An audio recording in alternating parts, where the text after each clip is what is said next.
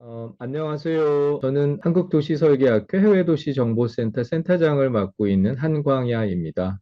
제 소속은 동국대학교 건축공학부고요.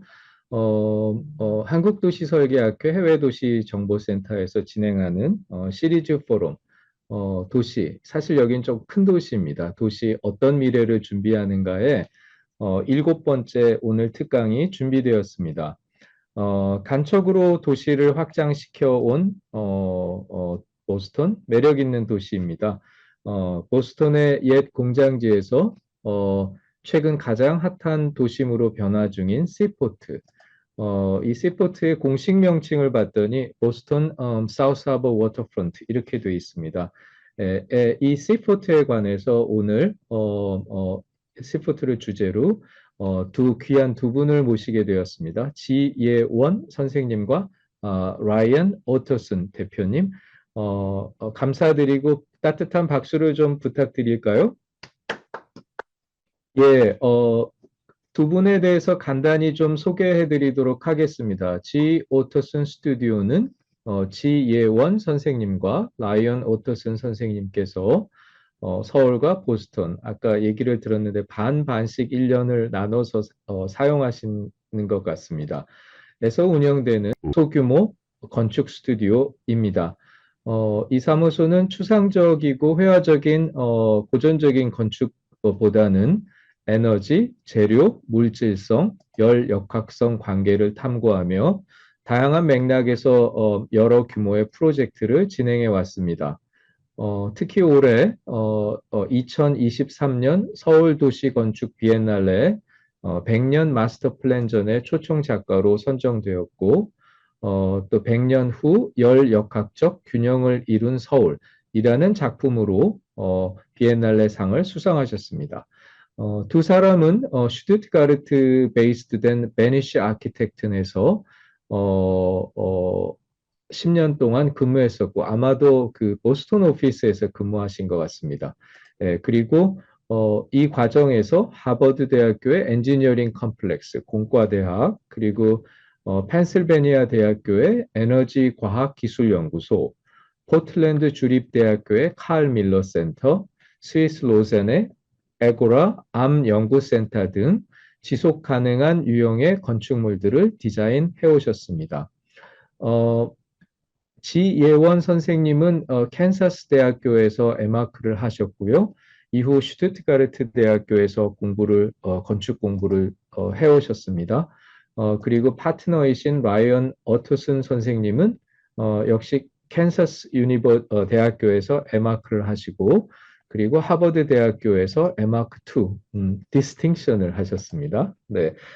두 사람은 한국과 미국에서 티칭을 하고 계시고요. 최근에는 단국대에서 티칭을 하셨고, 또 라이언 오터슨 선생님은 코넬 대학교의 개건 교수로 재직해 주셨습니다. 이상 간단한 두 분의 프로파일을 소개해 드렸고요. 그러면 마이크를 우리 지혜원 선생님과 라이언 오터슨 선생님께 넘기도록 하겠습니다. 네, 박수 부탁드리겠습니다. Thank you for such a great introduction.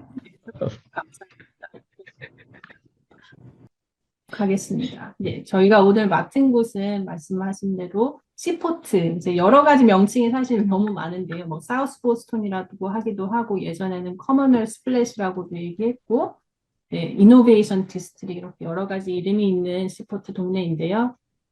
우선 저희 설명을 너무 자세하게 해주셔서 저희가 사실 슬라이드 몇 개를 가져왔는데 네, 깊게 들어가진 않고 저희가 했던 프로젝트들 국제 현상 설계나 아니면 이제 국내 현상 설계 이런 것도 하고 있고 컨설팅도 하고 있고요. 네, 최근 말씀 주신 그 하버드 공과대학 2020년에 오픈한 것도 저희가 한 4, 5년 동안 네, 처음부터 정말 지어지기 끝까지 열심히 한 프로젝트고 이것도 시포트에서 그렇게 멀지 않은 곳 하버드 비즈니스 스쿨이 있는 찰스강 남쪽에 자리하고 있습니다. 네, 이건 이제 칼밀러 센터, 스위스 로장 그리고 유펜에 있는 이제 내년 가을에 오픈하는 랩이고요. 네, 저희 혹시 비엔날레 가보셨는지는 모르겠지만 서울 비엔날레에서 이렇게 작게 부스가 있었는데 네, 그때 보신 분들도 있으시겠고 아니면은 뭐 아직도 웹사이트가 있으니까 궁금하신 분들은 가서 보셔도 좋을 것 같습니다. 그러면 저희가 이제 시포트 사례를 말씀드릴 텐데요. 5가지로 분류하여 저희가 역사, 이제 개발 상황, 기후 변화, 보행자의 시선, 그리고 기회 이렇게 차례대로 말씀드리겠습니다. 라이언 씨가 이제 영어로 말씀드리는 부분은 아마 제가 이제 한국어로 통역을 해서 그렇게 하겠습니다. 시포트는 이제 현재 보스턴에서 켄달 스퀘어랑 같이 아주 가장 빨리 개발이 되고 있는 지역인데요. 보스턴에서 가장 최신의 주거 지역이자 가장 비싼 지역 중 하나입니다. 새로운 기술 및 바이오메디컬 기업들이 입주하기 시작한 지역으로 알고 계신 분들도 많을 것 같습니다. 네, 규모에 대한 참고를 위해 빨간색 점선으로 이렇게 표시된 시포트 지구는요, 약 500에이커, 즉 2제곱킬로미터, 동부 이천동 부지랑 굉장히 비슷한 사이즈입니다. 보스턴 시내에서 인구는 6만 명이 조금 넘고, 보스턴 이렇게 크게 잡으면은 500만 명이 살고 있는 미국에서 10번째로 큰 도시거든요. 근데 이제 보스턴 역사는 저번에 켄달 스퀘어 강의를 해주신 김용주 소장님이 많이 나누어주셨기 때문에 빨리 지나가도록 하겠습니다.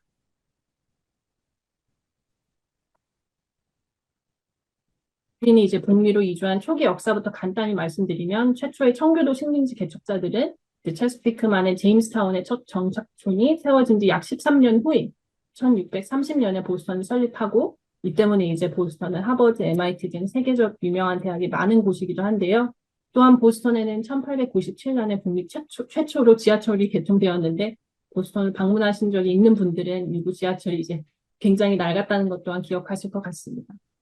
물론 이전에도 이 포럼에서는 언급된 바 있는 이제 또 다른 거대한 프로젝트인 빅디그, 거대한 고속도로 이 I-93를 하버 밑으로 다시 연결하여서 도심을 획기적으로 개혁하고 보스턴 그린웨이를 만든 프로젝트입니다. 보스턴은 한때 섬의 연속과도 같았는데요. 왼쪽에 표시된 곳이 구시가지입니다. 실제로 보스턴은 섬처럼 보이지만 작은 땅덩어리들이 이렇게 연결되어 있는 어떻게 보면은 사실상 도시이자 섬이 된 곳인데요. 그러나 도시를 확장하고 다른 지역으로 쉽게 이동할 수 있도록 하기 위해 매립이라는 과정이 사용되었고 보스턴의 도시 확장과 함께 진행된 집중적인 매립 과정을 프라우드에 계신 임동우 소장님과 라파엘 루나르 소장님의 책에서도 다루어지고 계십니다. 1630년대에서부터 1880년대까지 이제 다운타운과 백베이 중심이 크게 확장되었는데요. 이후 이제 1880년 이후에는 이스트 보스턴, 시포트 지역에서 더 많은 확장을 보실 수 있습니다. 이 오래된 사진에서 보스턴 곳곳에 늘어서 있던 많은 항구들을 보실 수 있는데요.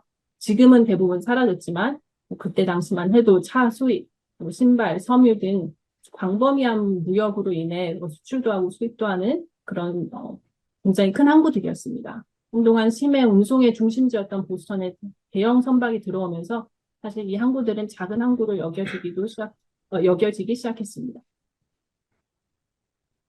퍼머넌트 스플래시라고 불리던 이 시포트는 유통을 위한 철도 노선과 연결할 수 있었기 때문에 작은 항구에서 조금 더 큰 항구로 탈바꿈이 될 수 있었는데요. 하지만 안타깝게도 이 과정이 너무 오래 걸려서 준비가 끝났는데 이미 뉴욕이나 뭐 다른 곳에 현대식 항구들이 들어서서 보스턴의 주요 해운 중심지 역할을 대부분 대신하고 있었습니다.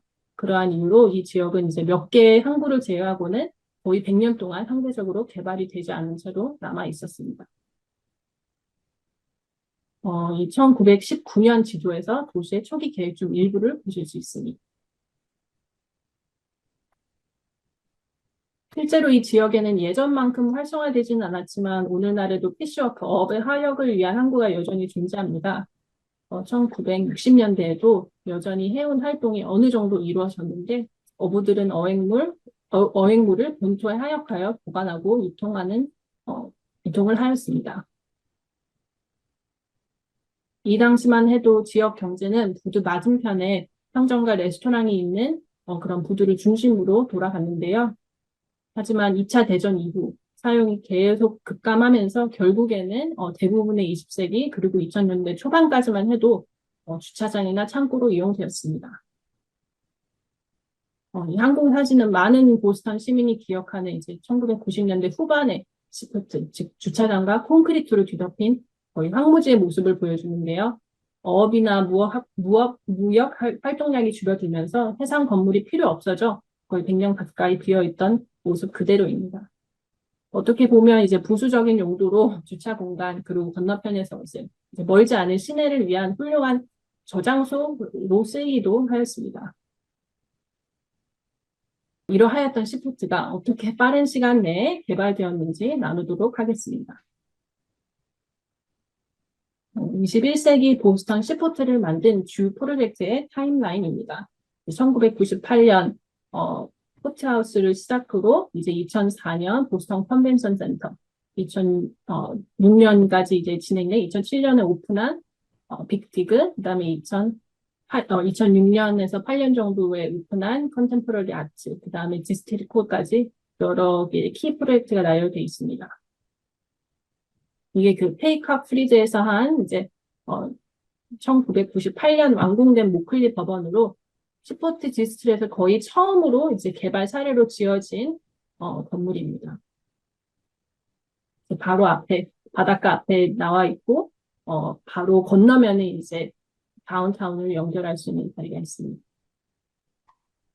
그 이후에는 2004년에 보스턴 컨벤션 센터가 지어지면서 이 시포트가 거의 경제 활동의 중심가로 탈바꿈하기 위해 그런 서막을 올렸는데요.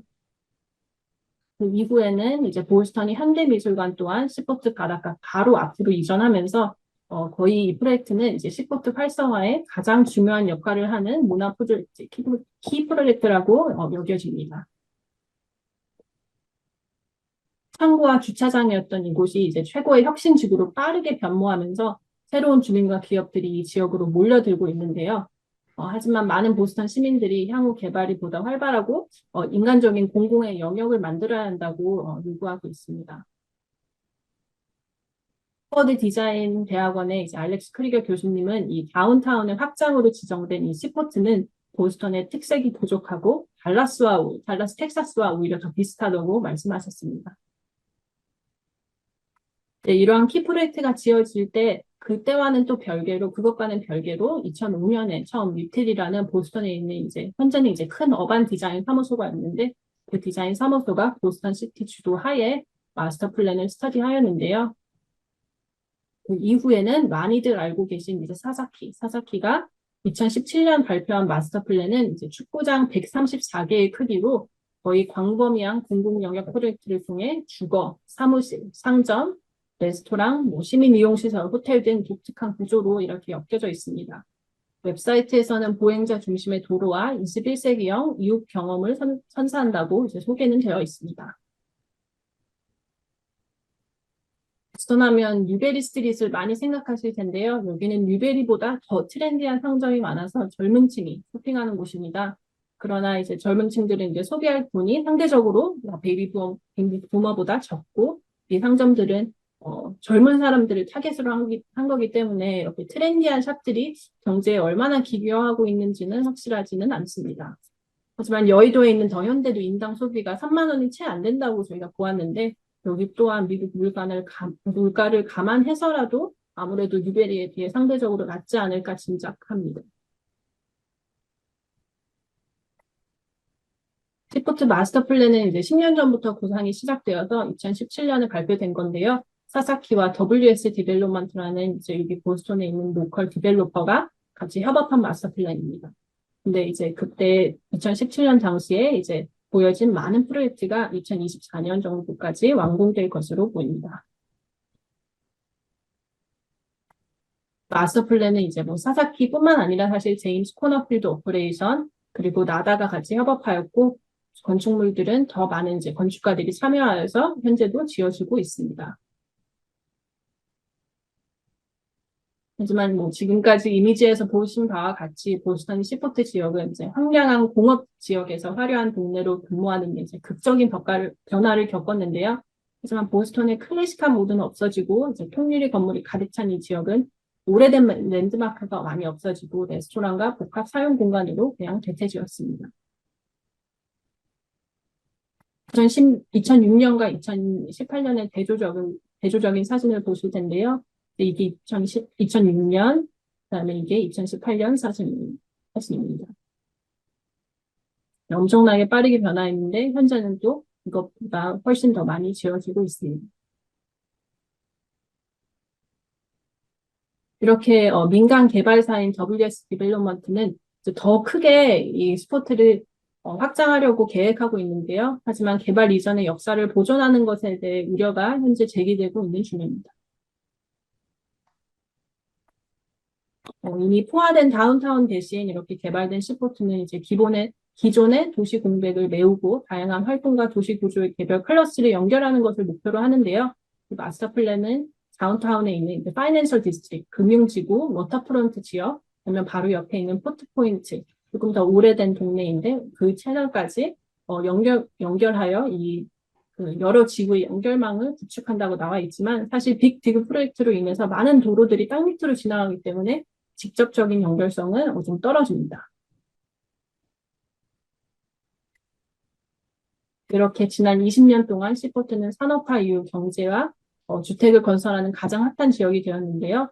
사이즈는 동부 이촌동과 비슷하지만 사람들이 시포트를 떠올릴 때 굳이 비교를 하자면 서울의 성수동과 비슷한 느낌이라고 할 수 있을 것 같습니다. 물론 뉴욕의 윌리엄스버그나 브루클린이 훨씬 이제 비슷한 영상을 띄지만 보스턴 안에서 젊은 층들이 좋아하는 상점이나 팝업샵들이 계속 들어서는 지역이기 때문입니다. 이미 켄달 스퀘어가 혁신 지구로 이렇게 많이 알려져 있기 때문에 시포트는 케임브리지에서 보스턴, 바로 옆에 있는 도시들인데 도시가 다르거든요. 그래서 케임브리지에서 보스턴으로 오는 바이오테크 기업을 유치하기 위해 노력하고 있습니다. 그래서 시포트 지구는 현재 이제 이노베이션 디스트릭트, 혁신 지구로도 알려져 있습니다. 하지만 시포트는 이 포용성이 현저히 낮은 게 큰 문제인데요. 시포트 안에서 임대주택이나 저렴한 주택은 거의 찾아볼 수 없고 이제 럭셔리 콘도만 찾아볼 수 있습니다. 참고로 시포트 주민의 4,500명, 한 4,500명이 조금 넘다고 알고 있는데 그중에 82%가 백인, 10%는 아시아계, 이제 나머지는 이제 다인종인데 보스턴의 다른 지역과 비교해 봐도 훨씬 백인 비율이 높습니다.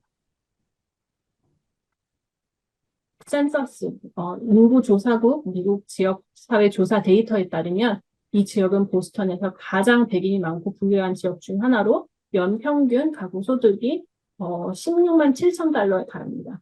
주민들은 이제 저렴한 임대료와 저렴한 테이크아웃 음식을 구하기 어렵다고 호소를 하는 중입니다. 일반적으로 시포트는 이제 공공의 이익에 부합하는 방식으로 건설하기보다는 돈을 벌고자 하는 개인이나 기업 투자자들이 주로 투자를 했으면 지금도 그렇게 계속 개발이 되고 있습니다. 예전에는 사용되지 않던 이 지역은 빅디그를 통해 시내보다 공항에 훨씬 가까워졌고 투자자들은 이 지역에 건물을 지을 경우 얻을 수 있는 이점을 깨닫기 시작하면서 많은 사람들이 이제 이주하고 여기로 오피스들이 들어오기 시작했는데요. 참고로 시포트나 켄달에서 에어포트, 로건, 보스턴 국제 로건 공항까지 가는 데는 차로 한 10분, 15분 남짓밖에 안 걸립니다. 미국의 개발 속도를 아시는 분들이라면 단 10년 정도 만에 이렇게 많은 건물이 들어섰다는 건 정말 놀랄 만한 일인데요.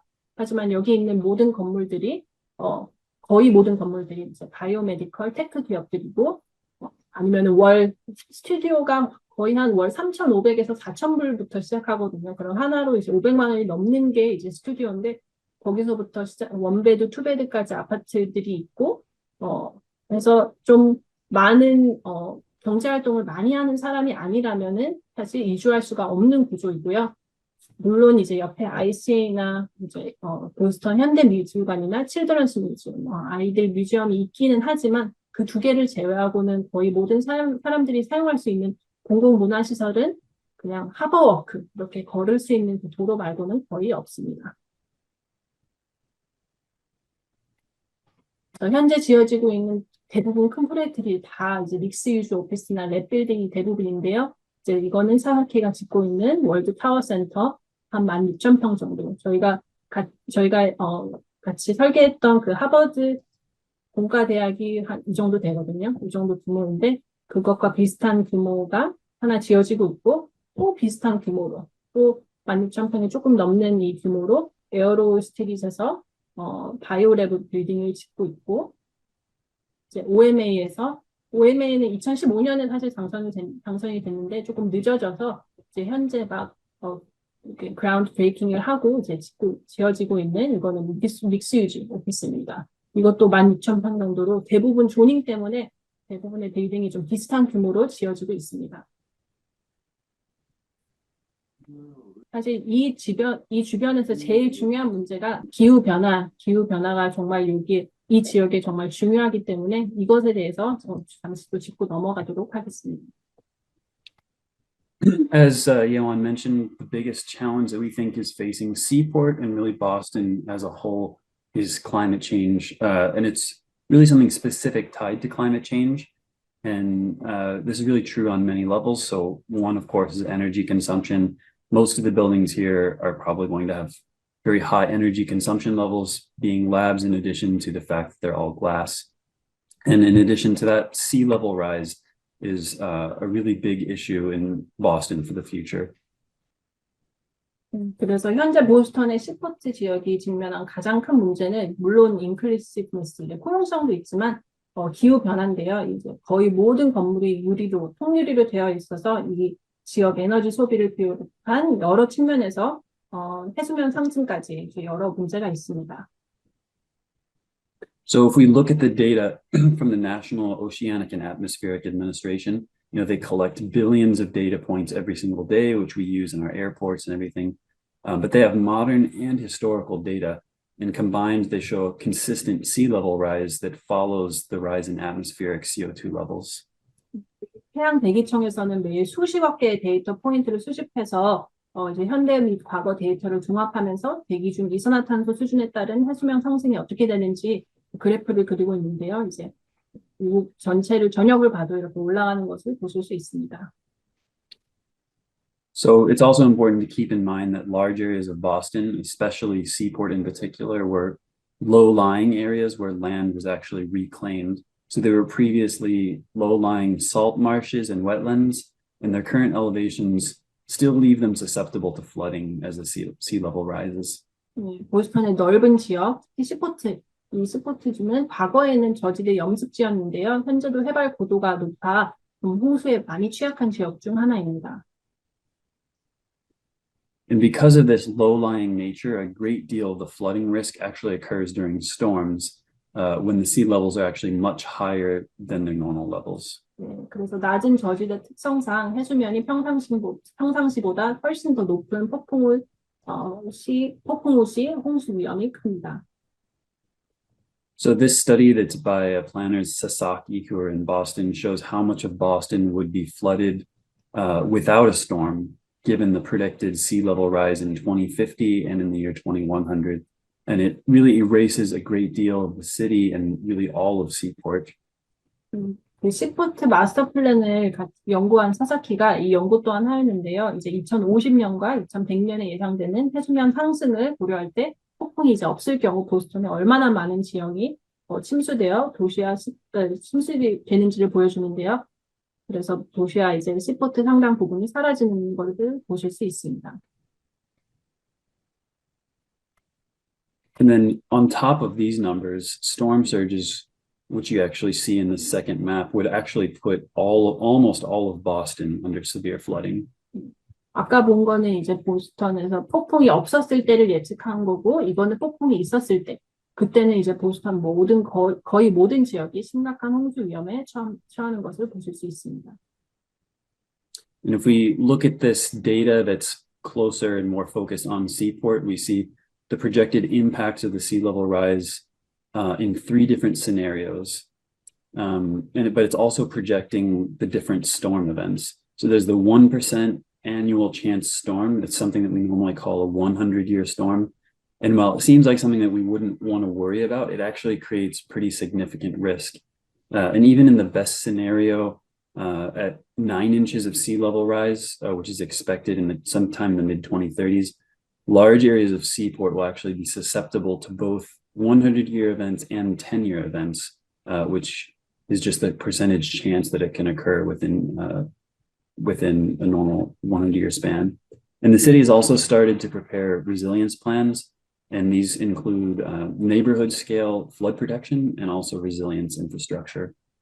네, 이게 스포트 지역을 보여주는 지도인데요. 여기서 해수면 상승이 지구에 미치는 영향을 이제 세 가지 시나리오로 나눴는데, 이제 폭풍우 발생 시 예상되는 수위, 그 다음에는 연간 발생 확률 1%, 1%의 폭풍, 100년 빈도 폭풍으로 걱정할 필요가 없는 것처럼 보이지만 사실 실제로는 상당한 위험을 초래할 수 있습니다.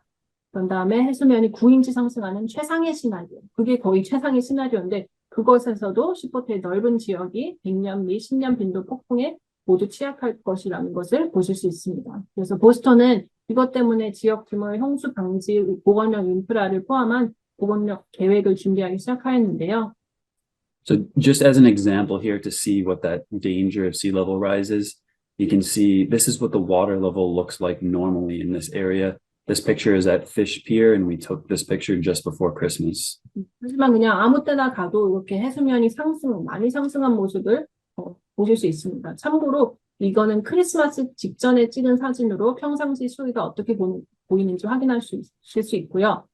제가 알기로는 올 여름부터 보스턴 거의 이제 지금 겨울까지 거의 매 주말마다 비가 많이 내렸어요. 그래서 수위가 계속 올라가는 중입니다. And if you compare this is a photo from Time magazine that shows the water level and what it looked like during Storm Riley, which is a nor'easter storm in 2018. This is 3 to 4 feet of storm surge. And you can see the water level has risen all the way over the top of what we previously saw in the same place. And this is really going to be a big issue as sea level rises even further. 이것도 시포트에 있는 아까 방금 보신 그 건물 사진인데요. 이거는 타임즈에 실린 2018년 폭풍 라일리 당시 사진이고 3, 4인치밖에 폭풍 해일이 발생하지 않았는데도 이렇게 물이 이미 도보로 가득 들어온 것을 보실 수 있습니다. So this is, of course, risk to buildings and people, of course, but there's also the question, Seaport cost billions of dollars to build, and is projected to take, a little more than $1 billion to create measures just to help save it. So the real question is, who's going to pay for this? 해수면 상승으로부터 막 지어져서 이제 거의 다 완공된 시포트를 이제 보호하기 위해 누가 이 큰 비용을 지불할 것인가가 이제 문제인데요. 1조가 넘는 금액이 지금 이제 계산이 되었고 이제 앞으로 이것을 어떻게 해결해야 될지가 시포트의 제일 큰 문제라고 생각합니다. So to deal with the storm surge, a lot of porous landscape will be required. But this type of space is also valuable to developers for new buildings. So you have this competing interest between needing to build landscape for preventing flooding and new buildings which have value. So there's a question of how tax money will be appropriated to create these preventative measures, which is still unclear. And also in some cases, developers will be required to build parks at their own expense or in partnership with a nearby corporation in order to help prevent flooding. And some of this is occurring now, but there's also a question of trust. Can we really trust private developers kind of at their own discretion, at their own dollar, dedicating enough proper money and construction in order to actually save this part of the city, which is really an asset for the entire city? 폭풍 해일에 대처하기 위해서는 많은 다공성 공원 조경이 필요한데요. 이러한 유형의 공간은 이제 신축 건물의 개발자에게도 가치가 있는데, 하지만 개발자가 이제 자체 비용으로 공원을 조성하거나 아니면 인근 기업들과 협업하여 공원을 조성해야 되잖아요.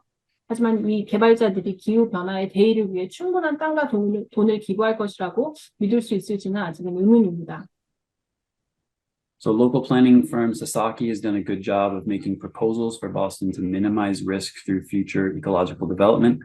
So far, we don't see that this has been implemented well in Seaport yet.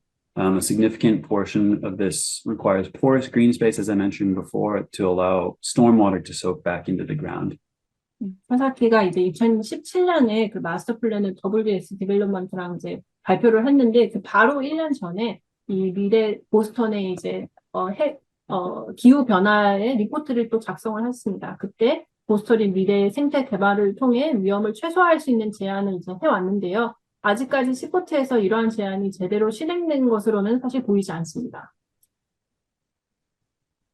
So you can see from left to right that one of the first proposals really is restoring natural wetland shores and dunes where possible at the water's edges. This is critical to resiliency and also part of what we propose for Seoul in our proposal at the Biennale for 21-23 along the Han River. So landscapes that can transition from dry areas to flooded areas like floodable parks as well as absorbent streets are also really critical as part of a layering strategy that's really sort of an ecological starting point that has to gradually transition in order to ameliorate flooding. 네, 물가에 가까워질수록 가능한 한 자연 습지의 해안과 모래 언덕을 복원하는 것이 이제 첫 번째 제안 중 하나인데요. 이는 이제 복원력이 매우 중요하면서 저희가 이제 서울 비엔날레 100년 마스터 플랜을 할 때도 한강을 따라 서울에 제안한 내용과도 비슷한 내용입니다. 이제 담수화 공원과 같이 건조한 지역에서 침수 지역으로 전환할 수 있는 이제 경관과 흡수성 도로를 건설하는 건데 이것은 이제 호수를 개선하기 위해서는 생태적 출발점인 물에서 시작하여서 점진적으로 전환해야 되는 일종의 레이어링 전략입니다. 홍수 장벽은 생태와 도시를 이제 분리하기 때문에 가장 이상적인 해결책이 아닌데요. 일본의 일부 지역에서는 이제 해안선을 보호하기 위해서 방조제를 쌓아 주민들이 이에 대해 불만을 제기하기도 하였습니다. So landscape planning around roads is important to keep infrastructure functioning also whenever the water rises during a storm. 도로 주변의 조경 계획은 폭풍으로 인해 물이 차오를 때 인프라가 계속 작동하도록 하는 데 중요한데요. 하지만 워터프론트를 재자연화함으로써 얻을 수 있는 이점 중 하나는 생태 시스템과 통합된 공공공간을 다시 만들고 오래전에 지워졌던 다른 유형의 도시 생활이 물가로 돌아올 수 있는 좋은 기회라는 점입니다. 하지만 시에서 제안한 하버워크와 같은 도시 가장자리 조건은 자연과 잘 어우러지지 않기 때문에 이제 제한된 지역에서만 좋다고 생각하며 경험상 이제 자연 요소가 부족해서 여름과 겨울 모두 상당히 좀 불편하게 설계된 곳이 많습니다. So in other parts of Boston, such as Allston, where Harvard is expanding their campus, there are also projects that take climate resilience very seriously, not at just the scale of a neighborhood, but the scale of a single building. So this is a project we both worked on for the School of Engineering and Applied Sciences at Harvard, where stormwater management was a central part of the design. And we see this as being probably critical for the future of Seaport as well. So Harvard here wanted to design not only for the 100-year event, but to actually plan for safety for a 500-year storm. So this resulted in a very intensely integrated landscape, roof, sewer, and plumbing strategy that we think would really be critical for Seaport in the future. 네, 시포트에서 이제 지어지는 건물들이 다 최신 건물이긴 한데 현재는 이제 기후 복원력이 중요하게 생각되지 않도록 설계가 많이 되어 있는데요. 하지만 보스턴 주변만 봐도 하버드 캠퍼스 올스턴에 있는 저희가 이를 설계한 이 하버드 프로젝트도 100년 빈도뿐만 아니라 이제 500년 빈도까지 500년 빈도 폭풍에도 안전할 수 있도록 설계가 되었습니다. 그 결과 조경, 지붕, 하수도, 배관 이런 것들을 집중적으로 통합해서 하는 그런 시스템이 탄생했으며 그 다음에 시포트와 같은 지역에서도 이와 같은 시스템을 이제 가져가서 사용할 수 있도록 많은 것이 오픈되어 있습니다. So here you can see a quick drone view of the landscape, which transforms during times of large amounts of rain. 이제 많은 양의 비가 내릴 때 이 조경에서 조경에서 이제 연못이 만들어지면서 변화하는 풍경까지 고려한 프로젝트입니다. Just to explain this in an image, the water management really starts with the roof, where the water slowly seeps into the planted material and it flows down among the terraces. After enough water has flowed through the building pipes and terraces, they go to underground tanks. When these tanks are full, they start to fill up the ponds in the landscape, and you start to get a totally different kind of landscape. And once the ponds are full, only then does it start going to the sewer system. So we think that this sort of way of slowing down stormwater will be really critical, really to flood-prone areas, maybe in Seoul as well, but definitely in Seaport, in order to create some resilience for these conditions. 이제 이 물 관리는 실제로 지붕에서 시작되는데 물이 식재된 재료로 천천히 스며들면서 중력을 따라 테라스에서 테라스로 흐르고 그다음에 건물 파이프와 테라스를 통해 충분한 양의 물이 흐르면 지하 탱크로 이동합니다. 그다음에 물이 가득 차면 이제 연못이 형성되면서 완전히 새로운 풍경이 만들어지고 마지막으로 연못까지 모두 차면 물은 하수도로 흘러가서 사실상 조경으로 인해 현장에서 도시 하수도로의 물 이동 속도가 현저히 느려집니다.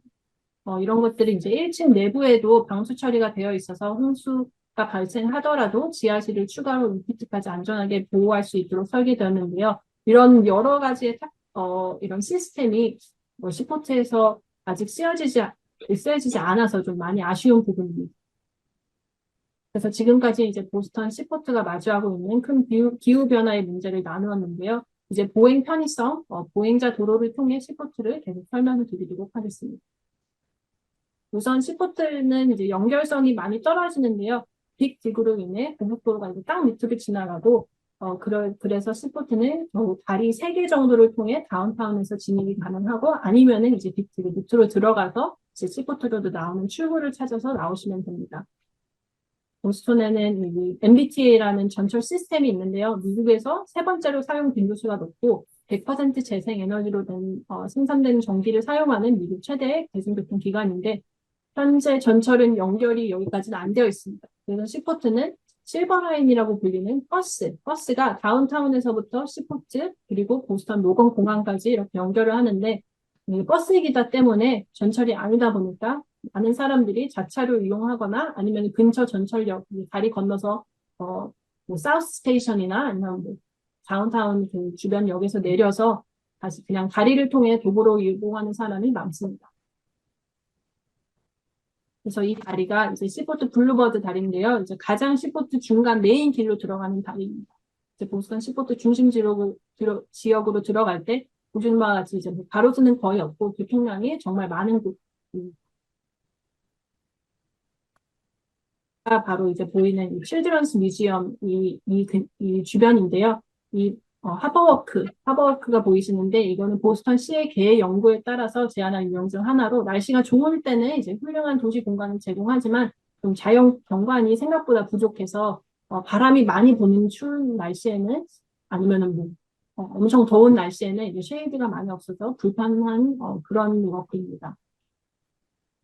또한 포트 포인트로 가는 자리에 있는 티파티 박물관은 이제 이 지역의 역사와 새로 짓는 디벨롭먼트에 있는 중요한 역할을 하는 그런 도시 개발에는 이제 연령대의 다양성을 보장하고 직장인뿐만 아니라 가족 단위의 거주를 장려하기 위해 어린이들이 놀 수 있는 인프라가 꼭 필요한데요. 시포트에도 입구 쪽에 들어가면 이렇게 어린이들을 위한 훌륭한 새 공원이 생기기는 하였습니다. 하지만 이 공원은 이제 바로 칠드런스 뮤지엄 옆에 있어서 거의 이제 같이 개발이 됐다고 보시면 됩니다. 꼭 시포트만을 위해 개발이 된 건 아니고요. 이 홀리데이 마켓인데요. 이게 시포트 안에 들어가면 지금 가운데에는 좀 공터가 있어요. 바로 OMA 빌딩이 들어서는 자리와 그 옆에 공터인데 여기에는 이제 크리스마스 시즌이라서 홀리데이 마켓이 들어섰는데요. 현재는 이제 사람이 되게 많아요. 왜냐하면 말씀드린 것처럼 홍수동 이런 것처럼 뭐 팝업 샵이나 아니면 젊은 층들이 좋아하는 샵들이 많기 때문인데 이 가운데 있는 어떻게 보면은 이제 아무것도 들어서지 않은 거죠. 그냥 뭐 가로수 몇 개만 있는데 그래도 이 공간이 이제 계절에 따라서 여름에는 기어 가든이 되고 겨울에는 홀리데이 마켓이 되고 이렇게 계절에 따라 변화하는 공간 능력을 가지고 있기 때문에 이런 공간은 스포츠에서 중요한 역할을 합니다. 하지만 뭐 이것도 언제 개발될지 모르는 부지라고 생각해서 이게 얼마나 갈지는 저희도 잘 모르겠습니다. 일주일 전에 본 홀리데이 마켓이고요. 현재는 시포트에 가면 사람들이 굉장히 많습니다. 이 홀리데이 마켓 때문에 여러 사람들이 보스턴 각지에서 많이 몰리고 있습니다. 그래서 시포트를 걷다 보면 거리를 연결하는 몇 안 되는 작은 도시 광장 중 하나인데요. 이 보행자 전용 광장도 볼 수 있고 아니면은 좀 보행자 전용은 아니지만 그래도 중간중간 콘도 안에 들어서 있는 가운데 뭐 얼반 파크를 만든 그런 광장도 보실 수 있습니다. 사실 더 많은 광장이 필요하다고 느끼는데 통일의 건물들이 워낙 많다 보니까 이 안에서 뭐 로비들도 많고 상점도 많고 하지만 이제 문화생활이 이루어질 수 있는 그런 인도어 스페이스가 좀 많지 않기 때문에 여전히 공공의 활동을 가로막는 그런 빌딩들이라고 생각이 됩니다. 이제 이거는 적절한 규모의 도심 광장이라고 생각되는데요. 안타깝게도 이제 고급 콘도 단지 내에 존재하면서 뭐 레스토랑 상점에 이제 좀 가격대가 높이 형성된 레스토랑과 상점들이 있고 이 지역을 찾는 대부분의 방문객들이 사실 이용하지 못하는 그런 곳입니다. 그래서 이 문제는 이제 개발자와 함께 프로세스를 변경하면 해결할 수 있는 문제라고 생각되고 어떻게 보면 너무 이제 가격대가 높다 보니까 이 콘도 안에 있는 사람들만으로도 이 스포트 안에 있는 정말 부유층만으로도 이제 오퍼레이트 된다, 이제 돌아간다고 생각하시면 될 것 같습니다. 방금 보여드린 이 얼반 파크 안인데요. 아름답게 보이긴 하지만 경제적으로는 방문객들이 접근하기 어렵다고 말씀드렸듯이 그런 곳들이 대부분 있고 이제 이 기존의 인구 유입이 안 돼서도 그냥 유지되는 것처럼 보입니다. 이렇게 ICA가 같이 보스턴 현대미술관 같이 일부 초기 개발 건물들은 이제 물가를 향한 훌륭한 접근성을 제공하는데요. 안타깝게도 이제 너무 일찍 지어진 탓에 이렇게 보스턴 시포트가 많이 지어질 줄은 몰랐던 것 같아요. 그래서 보행자를 조금 이렇게 등 돌린 채 건물 뒷면을 거의 방치해 둔 그런 건물들도 보실 수 있습니다. 하지만 그래도 하버워크 쪽은 대체적으로 이렇게 사람들이 많이 다니고 성공적이고 현재도 이 현대미술관은 사람들이 많이 방문하는 보스턴의 랜드마크 중 하나입니다. 이렇게 물가에 인접한 일부 거리와 공원은 보행자를 위한 편의시설이 근데 거의 없어요. 방금 이 세 가지의 사진이 보스턴 ICA에서 도보로 한 2, 3분 안에서 다 보이는 거리인데요.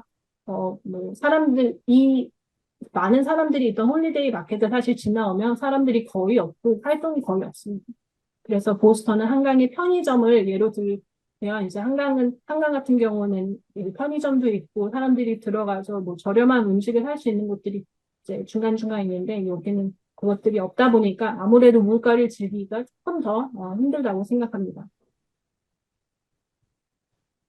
그리고 또 이제 홍수나 폭풍, 해일 이런 것들이 오면 ICA도 그렇고 ICA 바로 옆에 지어진 모든 이 새로운 건물들이 다 이제 물속에 잠길 예정이라 그것도 이제 아까 말씀드린 것처럼 큰 문제이고요. 또한 최근 개발로 인해 압도적으로 많은 고급 콘도가 들어서면서 이 스카이라인이 그냥 다 글래스 타워로 진부해졌고 이제 고급 콘도의 지하층이 상점이 아닌 그냥 지상 1층이 거의 다 그냥 로비, 엄청나게 럭셔리한 로비 또 사용되다 보니까 거리의 활동성이 계속 낮아지는 중입니다.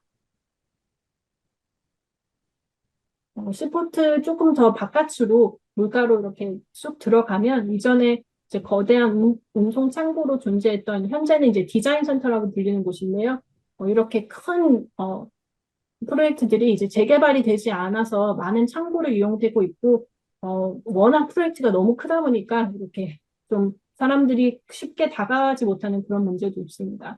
그래서 이런 거대한 창고의 규모는 건축적으로 대응하면서 건축적으로 이제 조금 안타까운 개발을 이제 잘 시켜야 되는데 이것들이 개발하기가 워낙 이제 단가도 비싸고 어렵다 보니까 어떻게 보면 이렇게 뒤처지고 있는 것 같습니다.